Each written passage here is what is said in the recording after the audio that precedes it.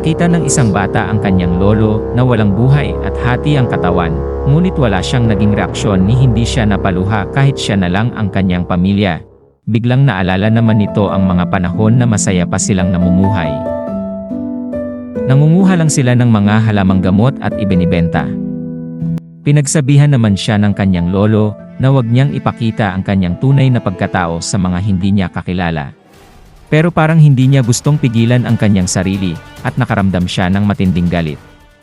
Sa Xiongyan, isang lugar kung saan naman siya ay nahuli ng mga otoridad at ikinulong kasama ang ibang mga kriminal, sila ay ipinarada sa mga tao. Galit na galit ang mga ito sa kanila, lalong-lalo na sa kanya, at tinawag siyang demonyo ng mga tao. Makikita naman ang isang misteryosong tao na tila may hinahanap at nagmamasid-masid sa paligid. Siya ay naghahanap ng isang taong magtatrabaho sa kanya, isang taong walang pakiramdam, handang mamatay at bata pa. Habang umaandar ang kalesa ay binato siya ng mga tao at natamaan ang kanyang ulo na sobrang nagpadugo dito. Nakita naman ang kanyang mukha at nasaksihan nila na sobrang bata pa nito at gwapo ang mukha. At dahil sa mga nagawa niyang pagpatay ay sobra pa din ang pagkamuhi ng mga tao sa paligid. Sa nasaksihan ng misteryosong tao ay nasabi niya na siya na ang kanyang hinahanap. Sa isang palasyo sa Xiongyan, kung saan siya nakakulong ay napag-isip-isip niya kung papaano siya nahuli.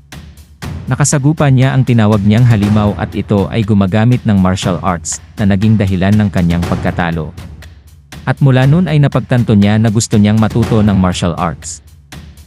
Kinagabihan ay may usok na pumasok sa kulungan at nakatulog sila, sumunod ay nilapitan siya ng misteryosong tao, pero di nila alam ay nagpapanggap lamang siya. Inatake niya ito para makatakas at bigla siyang tinamaan ng kung ano, martial arts yan bata. Pumasok din naman ang isa pang kasama nito. Ngayon pa lang ako nakapunta sa isang kulungan, sabi niya. At nagpakilala naman itong pangatlong prinsipe ng Great Moxword Manor. At inalok agad siya na maging peking prinsipe na tatayo para sa kanya, si Mok Gyeongon. Kung gusto niyang tanggapin ang alok ng prinsipe, ay dapat niyang lunukin ang poison, pero dapat ay matapos muna niya ang ipapagawa nila bago ibigay sa kanya ang antidote. Tinanggap naman ito ng bata at agad na nilunok. Habang naglalakad palabas, ay nauna muna si Guard Cam, ang prinsipe at ang bata. Nang akmang aalis na sila ay bigla napatingin sa likod si Guard Cam. Hindi niya lubos akalain ang sumunod na mangyayari. Ito ay dahil sa pinatay ng bata ang prinsipe na si Mok Gyeongon nang walang pag-aalinlangan. Ano ngayon, Guard Cam? Patay na ang peke, sabi ng bata nang may pagbabanta.